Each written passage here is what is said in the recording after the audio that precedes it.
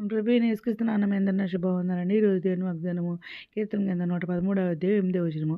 ఆయన నేల నుండి దరిద్రులను లేవనెత్తువాడు, పెంటకుప్ప నుండి పేదలను పైకెత్తువాడు అని వాగ్దానం ఇచ్చాడు. మరి పరిశుద్ధాత్మను అర్ధరాత్రులు లేచి ప్రార్థన చేసి చెల్లించి మళ్ళీ ప్రార్థన చేసి దేవుడు నిన్నప్పుడు దేవుడు ఈ వాగ్దానం ఇచ్చాడు. వెంటనే స్టేటస్ చూడండి అక్కడ. అవునండి, దినము కూడా మనం ఉదయకాలం సాయంత్రకాలం అర్ధరాత్రి ప్రార్థన చేస్తున్నాం, స్తుతియాగం చేస్తున్నాం. ఇంకా బైబిల్ దేవుని కృపల్లో పూర్తి రాశానండి. ఇంకా మరి ఉపాస ప్రార్థన చేస్తున్నాం, ఉదయకాలం సాయంత్రం దాకా ఏం తినకుండా చేస్తున్నాం కదండి. అందుకని దేవుడు మరి ఇక్కడ ఏమంటున్నారంటే, నాతో మరి ఉన్న వాటినే కన్న వాటినే మరి నీ జరిగిన మేలు అన్నిటిని అందరికీ సాక్ష్యంగా చెప్పమన్నారండి. ఈ విధంగా మరి నేను అందుకని ప్రతిదినం కూడా అర్ధరాత్రి లేచి ప్రార్థన చేస్తానన్నమాట. నూరే మొదటిసారి లేచి నీళ్లు కుమ్మించినట్లు నీ హృదయాన్ని కుమ్మరించు దేవుని సన్నిధిలో, నీవు వేసి పిల్లల ప్రాణం కొరకు నీ చేతిలో ఆయన తిట్టిద్దాం అని చెప్పేసి దేవుడు ఎప్పుడైతే మాట్లాడారో 10 సంవత్సరాల క్రితం, అప్పటి నుంచి ఇప్పటి వరకు అర్ధరాత్రి లేచి ప్రార్థన చేశానండి.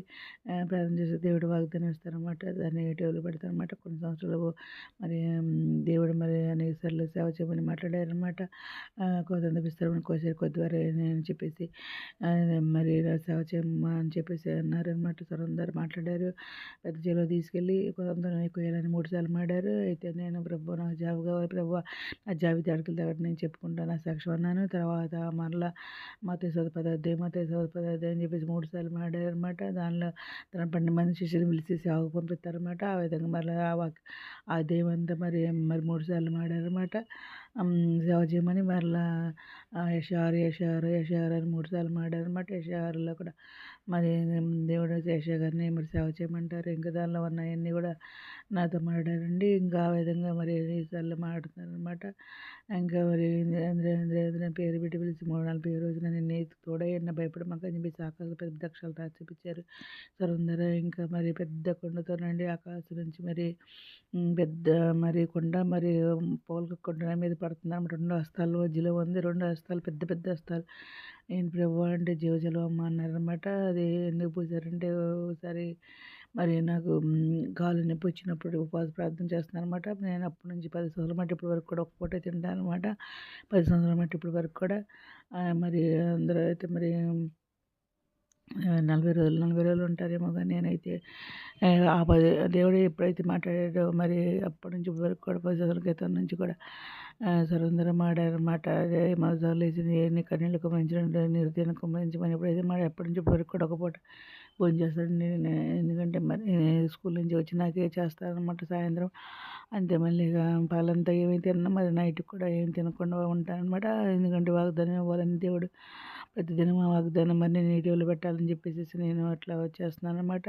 ఇంకా అయితే మరి ఆ విధంగానే దేవుడు మరి ఒకసారి బలహీనత వల్ల మరి కాలు నొప్పి వచ్చినప్పుడు, కాళ్ళలో లాగేసినప్పుడు దేవుడిని ఇసుకతో రాసుకుని ప్రేయర్ చేసుకున్నప్పుడు దేవుడిని మరి ప్రార్థన చేశారన్నమాట. ఆ పక్క అంతా కూడా కాలంతా ఆ పక్క తిరిగి పడుకుంటే కూడా నొప్పిగా ఉండేది అనమాట. అయితే దేవుడు మరి దాని గురించి ప్రార్థన చేసినప్పుడు దేవుడు సంవత్సరం నుంచి ప్రార్థన చేసినండి. ప్రార్థన చేసినప్పుడు దేవుడు మరి పెద్ద కొండతో పోసారనమాట. పొగలు కొట్టుకుంటూ నా మీద పడుతున్నా. ఏంటి ప్రభు అంటే జీవజలం అమ్మ అన్నారనమాట. అంతే అప్పటి నుంచి వరకు కూడా మళ్ళీ కాలు నొప్పి అనేది లేదనమాట. ఆ విధంగా దేవుడు మరి నన్ను స్వస్థపరిచిన దేవుడు మన దేవుడు అనమాట. ఎన్నో కార్యాలు చేసిన దేవుడు నా పట్ల, నా భర్త పట్ల, నా పిల్లల పట్ల ఎన్నో అద్భుత కార్యం చేసిన దేవుడు. అపాయాలను తప్పించిన దేవుడు, అనాథలను తప్పించిన దేవుడు అనమాట. మన దేవుడు గొప్ప దేవుడు అనమాట. ఏదైనా మరి నేను నాకు రాదు ప్రభు అన్నా కానీ మరి నాకేం తెలియదు ప్రభు అన్నా కానీ ఇక్కడ మరి అన్నట్లు నేల దద్దులను లేవనెత్తే దేవుడు అనమాట. పెంటకు బేదల పైకెత్తే దేవుడు అన్న వాక్యం ప్రకారం నాకేమీ రాకపోయినా కానీ నన్ను లేవనెత్తుకుని ఆయన మరి నన్ను పైకెత్తిన దేవుడు నా దేవుడు. మరి నన్ను ఆయన రక్తంలో కడిగి ఆయన రక్త ఆకాశం నుండి బొట్టు మీద పడుతున్నాగా ఆయన ఏసుకు ప్రతి ఒక్క పాపం కడిగి వేసానని చూపించారనమాట. ఆ విధంగా చేసి నన్ను ఇప్పుడు ప్రతి దినం కూడా నాకు మరి వాగ్దాన కృప చొప్పున నాకు మరి రక్షణ ఇచ్చి నాకు మరణించిన రక్షణ దయచేసి మరి ఇదైతే మరి మార్చి నెల అనమాట. నేను కూడా మరి 96 సంవత్సరంలో మార్చి నెలలోనే మరి నేను రక్షణ పొందాను అనమాట. ఈ వీక్లోనే పొందాను అనమాట. మరి 6, 7, 8 మరి ఈ విధంగా నా 3 రోజుల్లో పొందాను అనమాట అండి. చర్చిలో కూర్చుని మరి రక్షణ పొందాను అనమాట. న్యూజివెల్ అనమాట. అయితే అక్కడ మరి మరి నేను నా దోషాలు, నా అపరాధాలు, నా పాపాలను ఒప్పుకొని విడిచిపెడుతున్న సమయంలో మరి ప్రభు నాకు ఒక వాగ్దానం దయచేయను ఆయన అన్నప్పుడు ప్రభువారు మరి నేను 3వ ఫస్ట్ రోజున రెండో రోజు అన్నీ నా పాపాలు ఒప్పుకున్న తర్వాత మూడో రోజున మరి దేవుడు ఆకాశానికి వెళ్ళిపోయారనమాట. ప్రభువా నాకు వాగ్దానం ఇవ్వు ప్రభువా అని చెప్పేసి నేను మధ్యాకాశంలో ఉన్న పైన చూస్తే దేవుడు సింహాసనం మీద కూర్చున్నారు. మరి దేవదూతలు చుట్టూతో కూర్చొని ఆయన్ని స్తుతిస్తున్నారు. నేను కింద చూస్తే భూమి కనపడుతుంది. నేను మధ్యలో ఉన్నానన్నమాట. మధ్యలో ఉండి ప్రభువా నాకు ఒక వాగ్దానం ఇవ్వు ప్రభువా అన్నప్పుడు ప్రభువారు మరి ఒక వాగ్దానం తీసి దేవదూతకి ఇచ్చి ఇదిగమ్మా ఆమెకి ఇచ్చిరమ్మన్నారు. అప్పుడు అది తీసుకుని నేను మరి చూస్తే మత్తయి సువార్త 18 అధ్యాయం ఉందండి. మత్తయి సువార్త 18 అధ్యాయం అని ఉంది. అది తీసుకుని ప్రభువా నువ్వే చెప్పొచ్చు కదా దేవదూతకి ఇచ్చి పంపించావా అనుకున్నాను. తర్వాత మిట్ట మధ్యాహ్నం 1 గంట అప్పుడనమాట అది. అప్పుడు ప్రార్థన చేస్తూ ఉండగానే అలా పైకి వెళ్ళిపోయారనమాట. తర్వాత కళ్ళు తెరిచి చూస్తే మిట్ట మధ్యాహ్నం 1 గంట అయింది. అప్పుడు చూస్తే మరి ఆ వాక్యం తీసి చదివారండి. ఇదంతా కూడా మరి మార్పు చెంది మరి చిన్నబిడ్డల వంటి వారు అయ్యి మనసు పొంది చెప్తేనే అప్పుడు నేను పరలోక రాజ్యం చేరతామని చెప్పేసి ఆ వాక్యం పెట్టుకున్నాను. ఇంకా ఆ విధంగానే మరి ఇప్పుడు నేను దాని ప్రకారం జీవిస్తున్నాను. మా చిన్నపిల్లల మనసు కలిగి జీవించమన్నారు కాబట్టి అయితే ఎవరేమన్నా కానీ మరి తోడు చేసుకుంటాను. మరి నేను కూడా ఎవరిని ఏమన్నాండి మరి దేవుని దయ కృప వల్ల వాళ్ళని కూడా నన్ను ఏమన్నా కానీ నేను క్షమిస్తాను. నన్ను కూడా నన్ను క్షమించి ప్రభు అని నేను దేవుని కూడా అడుగుతాను అనమాట. ఈ విధంగా తగ్గించుకునే హృదయాన్ని ఇవ్వమని అడుగుతాను అనమాట. దేవుడి సన్నిధిలో కూడా మరి ఇక్కడ దీనికి మరి ఆయన నెల నిద్రను లేవనెత్తేవాడు. మరి నాకు దాని నన్ను మరి బైబిల్ గురించి తెలియని దాన్ని నన్ను మరి దేవుడు ఎన్నుకున్నాడు. మరి తన కృపలో నన్ను కడిగి ఆయన పేరు పెట్టి పిలుచుకుని ఆయన సేవ చేయమని అడిగాడండి. నేను సేవ కాదు ప్రభువా నేను నువ్వు ఇచ్చే వాగ్దానం చెప్పుకుంటానంటే ఇస్తున్నారన్నమాట. ప్రతిదినం కూడా దాన్ని నీటిలో పెడుతున్నారన్నమాట. ఇక్కడ దీనికి రిలేటెడ్ వాక్యాలు చూస్తే ఇక్కడ కీర్తన ఒకటో కొరింథీయులకు రాసిన పత్రిక కాదండి 1 సమూయేలు 2వ అధ్యాయం 8వ వచనం సారీ అండి. దరిద్రులను అధికారులతో కూర్చునిబెట్టుటకును మహిమగల సింహాసనము సంతరింపచేయుటకును మరి వారిని మంటిలో నుండి ఎత్తువాడు ఆయనే. లేమిగల వాణిని పెంటకుప్ప మీద నుండి లేవనెత్తువాడు ఆయనే. భూమి యొక్క సమములు యెహోవా వశము, లోకమును వాటి మీద ఆయన నిలిపి ఉన్నాడా అని చెప్పేసి దేవుడు ఇక్కడ మాట్లాడుతున్నారండి. అవునండి. నన్ను మరి ఇంత ఉన్నతమైన స్థితిలో ఉంచాడనమాట. జాబు ఇచ్చి మరి మంచి కృప ఆయన కృప వల్ల రక్షణ ఇచ్చి మరి ఆయన రక్తాన్ని కడిగి ఆయన బిడ్డగా చేసుకున్నాడు అనమాట. నేను పేరు పెట్టి పిలిచి నేను నీకు తోడైన భయపడమాక నేను పేరు పెట్టి నేను పిలుచుకున్నాను నా సొత్తు అని చెప్పి విమోచించి ఎందుకు భయపడతామని కూడా దేవుడు సరందరం ఆడారు. అనేక సార్లు ఆయన స్వరం వినడానికి నేను కృప చూపారు. ఆయన చూడటానికి నేను కృప చూపారు. ఆయన మరి ఎన్నోసార్లు మరి పిలిచిన బిడ్డల్లో పలికే దేవుడు అనమాట. మరి సరందరం ఆడే దేవుడు ఆయన. మరి నా భర్త బాగున్నప్పుడు కూడా ఆయన స్వయంగా దిగి వచ్చి ఆయన్ని బాగు చేసిన దేవుడు నా దేవుడు అనమాట.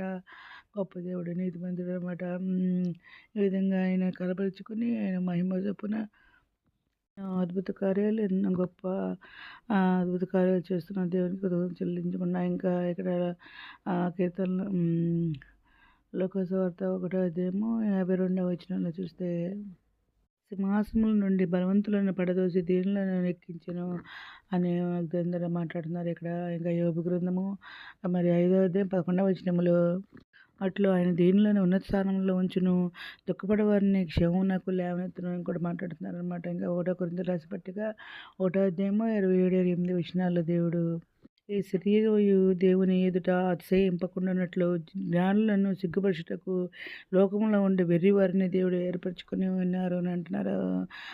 మరి తెలుగు దక్క వాళ్ళని ఎర్రి వారిని ఏమి రాని వాళ్ళని ఏర్పరచుకుంటారని చెప్పేసి అక్కడ దేవుడు మాట్లాడుతున్నారు అనమాట. ఇంకా కీర్తన గ్రంథం 113 అధ్యాయం 7వ వచనంలో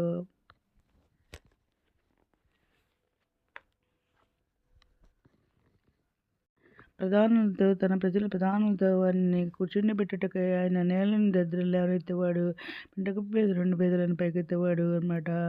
ఆయన సొంతలేని దాన్ని వెళ్ళాలి కానీ కుమారుడు సంతోషంగా తల్లి కానీ చేయను అని చెప్పేసి ఈ దినం దేవుడు మాట్లాడుతున్నారండి. ఈ దినం వాగ్దానం అందరి చేతిలో నెరవేరాలన్నమాట. దేవుడు ఇక్కడ దీనికి అర్థం ఏంటంటే ఈ వచనం దేవుడు అల్పులను బలహీనులను ఉన్నత స్థితికి తీసుకొచ్చే మరి దయామయుడని తెలియజేస్తుంది అనమాట. గర్విష్ఠులను తగ్గించి దీనులను ఉన్నత స్థానంలో నిలబెంచుతారని అర్థం అనమాట అండి.